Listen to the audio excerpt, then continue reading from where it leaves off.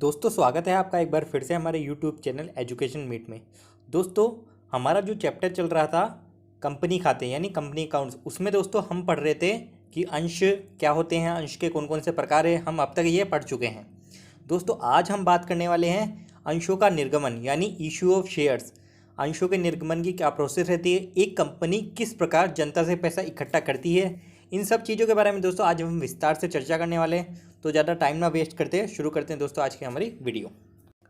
दोस्तों जैसा मैंने आपको पहले भी बताया था, यदि एक अंश 100 रुपये का है तो कंपनी उस 100 रुपये को दोस्तों कई टुकड़ों में अंशधारकों से वसूल करती है। तो दोस्तों लोगों से ये जो पैसा वसूलने की पूरी प्रक्रिया है दोस्तों एक तरह से अंशों का निर्गमन है।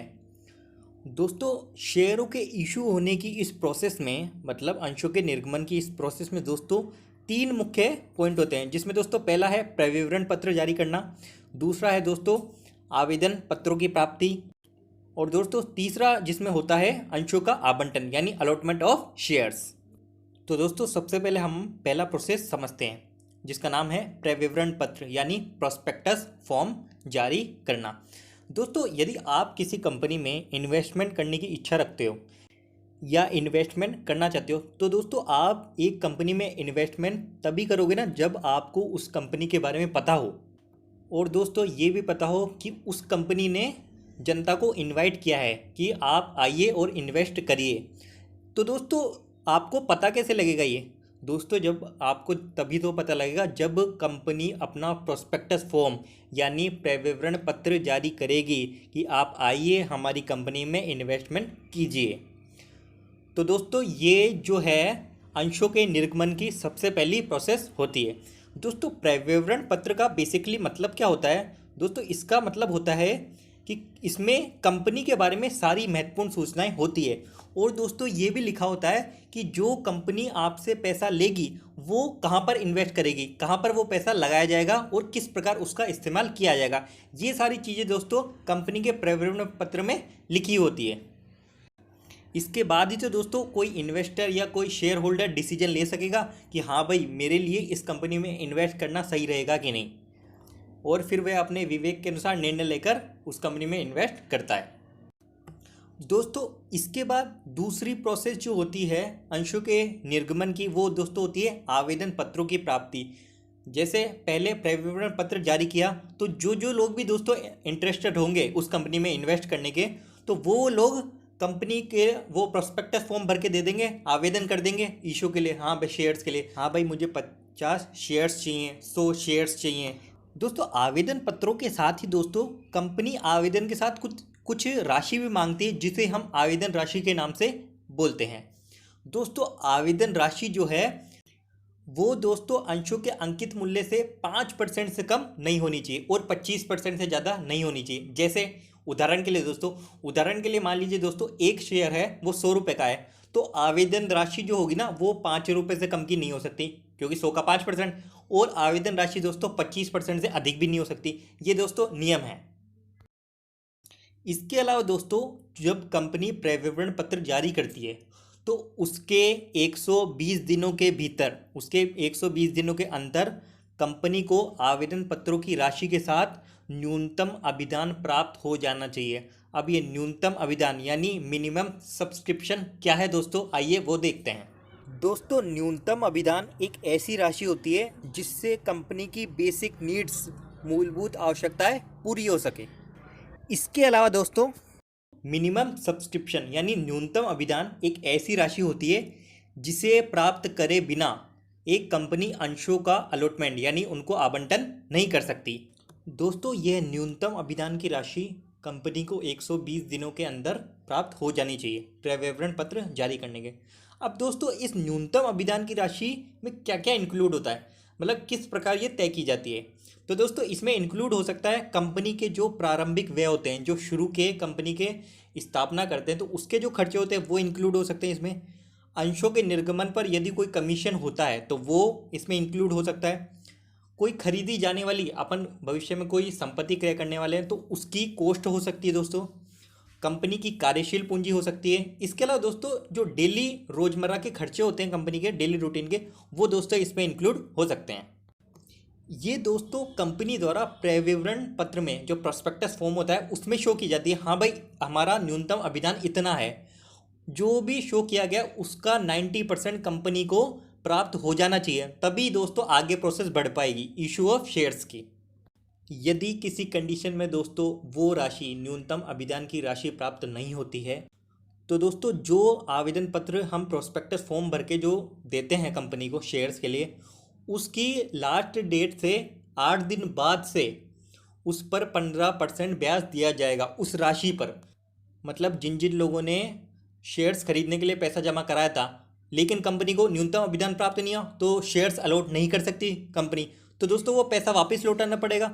तो उसके दोस्तों 8 दिन बाद 15% ब्याज देना होगा कंपनी को, यदि कंपनी वो पैसा नहीं चुकाती है तो। दोस्तों उम्मीद है आपको ये न्यूनतम अभिदान समझ में आ गया होगा। अब दोस्तों आइए इसकी आगे की प्रोसेस देखते हैं। दोस्तों इसकी तीसरी प्रोसेस जो है आवंटन, मतलब अंशों का अलॉटमेंट। यदि दोस्तों जो ये न्यूनतम अभिदान की राशि प्राप्त हो जाती है तो कंपनी आवंटन कर सकती है, जैसा कि मैंने आपको बताया। अब अलॉटमेंट कैसे किया जाए दोस्तों, ये प्रॉब्लम। दोस्तों मान लीजिए कि कंपनी ने 100 अंशों के लिए आवेदन पत्र जारी किए थे, मतलब आवेदन मांगे थे, लेकिन दोस्तों उसको 150 लोगों के आवेदन प्राप्त हो जाते हैं। तो दोस्तों 50 लोगों का क्या किया जाएगा? दोस्तों उन 50 लोगों को एक खेद पत्र, हाँ भाई हमारे पास इशू नहीं है इतने कि हम अलॉट कर सकें आपको, उसके साथ दोस्तों जो उन्होंने आवेदन राशि दी थी वो वापस चुका दी जाएगी 130 दिनों के अंदर। अब दोस्तों इसमें एक केस ये बनता है कि एक आदमी ने 50 शेयर्स के लिए दोस्तों आवेदन किया, लेकिन कंपनी उसको 30 शेयर्स ही अलॉट कर पाई। तो दोस्तों जो 20 अंशों का पैसा है ना, जो कंपनी अलॉट नहीं कर पाई, तो दोस्तों वो पैसा जो 30 शेयर्स कंपनी ने उस आदमी को अलॉट किए हैं उनकी जो बकाया राशि होती है ना, जैसे 100 रुपये का 10 रुपये तो आवेदन के साथ मांग लिया, तो बाकी के बकाया 90 रुपये में दोस्तों जो पैसा आया ना 20 शेयर्स का अधिक एक व्यक्ति का, वो उसमें एडजस्ट करेगी कंपनी। मतलब 50 शेयर्स के लिए उस आदमी ने एप्लीकेशन लगाई लेकिन उसको कंपनी 30 ही अलॉट कर पाई, तो जो बाकी 20 अंशों पर पैसा आया वो कंपनी ने 30 अंश जो अलॉट किए हैं उन पर ही एडजस्ट कर दिया। बस ये बात है दोस्तों। जब दोस्तों कंपनी अलॉट करती है, जब शेयर्स को अलॉट करती है तो अलॉटमेंट के समय ही दोस्तों अलॉटमेंट राशि यानी आवंटन राशि मांग लेती है, जो कि दोस्तों जिसे हम नॉर्मली क्या कहते हैं, सेकेंड इंस्टॉलमेंट यानी अंश की दूसरी किस्त कहते हैं। इसके अलावा दोस्तों एक शेयर को 3 मूल्य पर यानी सम मूल्य पर एट पार, डिस्काउंट पर एट डिस्काउंट और प्रीमियम पर यानी अधिलाभ पर इशू किया जा सकता है। दोस्तों एट पार का मतलब है यदि 100 रुपये का शेयर है और हम 100 रुपये ही जनता से मांग रहे हैं तो दोस्तों वो होगा एट पार यानी सम मूल्य पर। और दोस्तों 100 रुपये का शेयर है और हम जनता से 80 रुपये ही मांग रहे हैं, 80 रुपये पर ही वो अलॉट कर रहे हैं हम वो शेयर 100 रुपये वाला, तो दोस्तों वो होगा एट डिस्काउंट। और दोस्तों 100 रुपये का शेयर पर हम 120 रुपये मांग रहे हैं, 120 पर इशू कर रहे हैं, तो दोस्तों वो होगा एट प्रीमियम। लेकिन दोस्तों जब भी कंपनी डिस्काउंट या प्रीमियम पर शेयर्स को इशू करती है तो उनके कुछ रूल्स होते हैं दोस्तों। जैसे बट्टे पर जब शेयर्स का इशू किया जाता है तो दोस्तों जो बट्टे की राशि होगी, डिस्काउंट की राशि होगी, वो जो अंशों का अंकित मूल्य है उसके 10% से अधिक नहीं होनी चाहिए। जैसे 100 रुपये का शेयर है तो डिस्काउंट रेट, डिस्काउंट की राशि 10 रुपये से अधिक नहीं हो सकती। इसी तरह दोस्तों एक कंपनी तब ही डिस्काउंट पर इश्यू कर सकती है जबकि उसे बिजनेस करते करते 1 साल बीत गया। इसके अलावा दोस्तों एक नई कंपनी कभी भी अपने शेयर्स को डिस्काउंट पर इशू नहीं कर सकती। और दोस्तों साथ ही साथ एक नई श्रेणी के अंशों को भी डिस्काउंट पर इशू नहीं कर सकती। मतलब दोस्तों एक कंपनी के पास 2 प्रकार के शेयर हैं, एक 100 रुपये वाला, एक 200 रुपये वाला है। 100 रुपये वाले की प्रोसेस स्टार्ट हो चुकी है, मतलब वो जनता से आवेदन मांग चुके हैं, तो दोस्तों इसी को डिस्काउंट पर इशू किया जा सकता है आगे जब उसकी प्रोसेस चालू हो चुकी है। लेकिन जो 200 रुपये वाला जिसकी अभी तक प्रोसेस ही चालू नहीं है उसको स्टार्टिंग से ही डिस्काउंट पर इशू नहीं किया जा सकता।